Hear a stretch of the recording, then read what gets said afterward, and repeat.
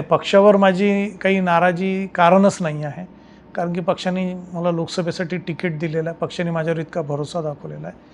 मी पण पक्षाला परिपूर्ण जे 30, 35, 40 वर्षात मतं नाही भेटले तेवढे मतं दिलेले आहेत. पक्षाच्या प्रत्येक नेत्यांनी मला मदत केलेली इथपर्यंत पोहोचायला. पण जे काही आता घरगुती अडचणी आल्या, व्यावसायिक अडचणी आलेल्या आहेत, तर ते सगळं समीकरण राजकारण, घर, व्यवसाय, अर्थकारण हे सगळं मॅनेज करायला मला व्यक्तिगत खूप ओढाताण होऊन राहिलेली आहे, मानसिकदृष्ट्या, शारीरिकदृष्ट्या.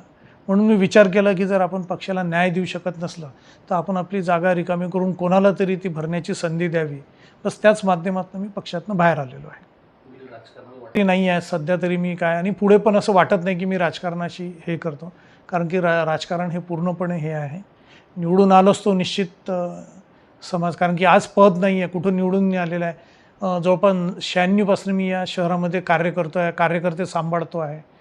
पद असलं तर माणूस त्यांना न्याय देऊ शकतो. आलं लक्षात. कलेक्टरचे कामं आहेत, काही बाकीचे हे आहेत, तहसीलदाराचे कामं आहेत, काही भूमी अभिलेख ते प्रत्येक ठिकाणी होतं. आज ती पदावर नसल्यामुळे तेवढी मदत करता येत नाही.